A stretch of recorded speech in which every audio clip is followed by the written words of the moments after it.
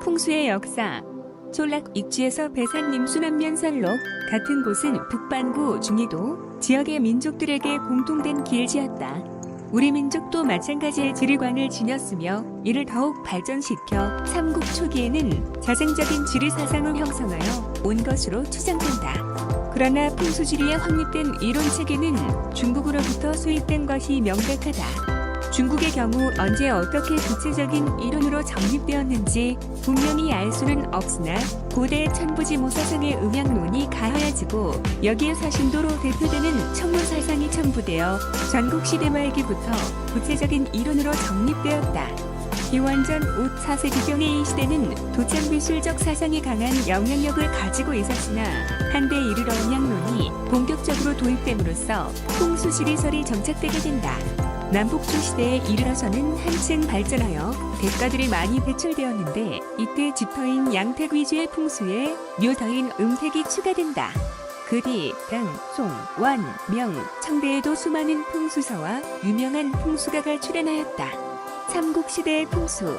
삼국시대에 중국의 풍수지리 이론이 도입되었다는 확실한 증거는 없으나 사신도신앙, 음양오행설, 그리고 점상술, 참입이 기류 등이 수입되어 풍수지리와 유사한 관습이 있었다는 흔적이 있다.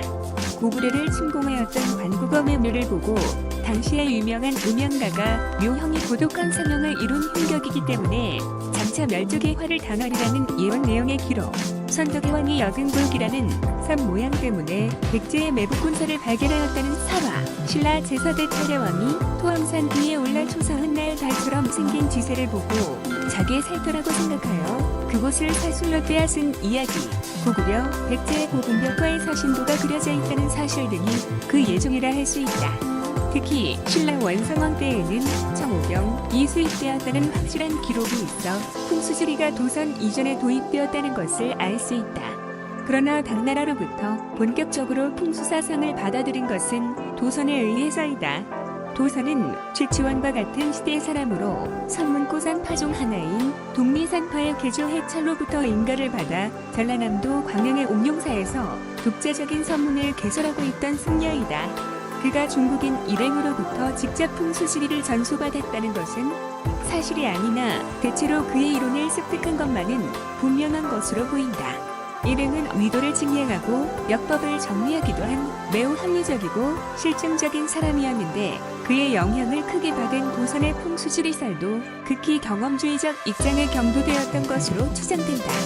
도선과 그의 제자들은 국토를 오늘의 인문지리학적 시각에 가깝게 재해석하여 한반도 지체 구조의 가장 큰 특징인 경동지계를 파악하였고 수도의 위치가 동남방에 편제된 경주보다는 중부지방이 더 낫다는 의견을 제시함으로써 고려 개국의 이념적 실리적 바탕을 마련하기도 하였다. 고려시대의 풍수. 고려 태조 왕건은 선종과 도산류의 풍수지리설에 크게 힘입어 나라를 세운 만큼 그에 대한 경도는 지극하였고 이후 고려시대를 통하여 풍수지리설은 지속적인 영향력을 확립하였다. 태조의 시톤류는 풍수지리 중시의 대표적 서실이라고 볼 수 있다. 사원의 개창에 관한 제일조로부터 모든 사찰입지를 도선이 정하여 준 곳이 아니면 쓰지 말라는 제2조, 서경을 귀하게 여기라는 제5조, 국토에 대하여 순력의 관점에서 파악하는 제8조 등의 해석은 철저하게 풍수지리적이다. 이후 성종과 현종의 동경, 즉 경주에 대한 지속적 관심, 그리고 문종 이후 꾸준하게 계속되어온 남경, 즉 서울에 대한 관심은 고려 말까지 계속되며 서경천도로는 묘창의 난에서 절정에 이르게 된다. 고려시대의 모든 역사적 사건에는 예외 없이 풍수지리설이 근저에 놓여 있었다고 해도 과언이 아닐 정도로 풍수지리설이 강력하게 영향을 미쳐왔다고 볼 수 있다. 조선시대의 풍수.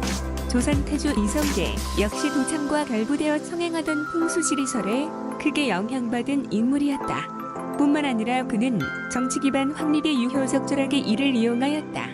나라 이름을 새로 이정하기도 전에 국도의 전도부터 꾀할 정도였다. 당시 국도 항보로 거론되었던 한양, 모학계룡산 계경 등지의 풍수적 입지에 관한 당대 풍수지리가들의 논제는 풍수사에 빛나는 업적으로 남을 만한 기록이다. 조선시대에 들어와 보다 분명하게 유교국가의 이념이 확립되면서 풍수사상은 양기 위주의 도읍풍수로부터 음택 위주의 묘직풍수로 전환되었다. 사회가 안정되었다는 점 외에도 혈관념이 적극적으로 부각되었다는 점이 이 같은 전환의 주요 이유라고 생각된다. 그러나 세종이나 성종 때까지는 합리적인 양기 풍수가 간헐적으로 논의되기는 하였다. 예컨대 북악산과 치운정 내맥을 둘러싼 북도, 주산 논쟁과 명당 수임, 청계천의 오염 문제 등이 그것이다. 하지만 중기 이후에는 묘지 혹은 개인의 주택을 대상으로 하는 이기적 성격의 풍수가 대종을 이루게 되어 실사부시와 경세지형을 주창한 실학자들에게 만국의 표본으로 격렬하게 공격당하게 된다. 그러나 한편으로는 민중들의 세계관을 표출하는 데 사용되기도 하였다.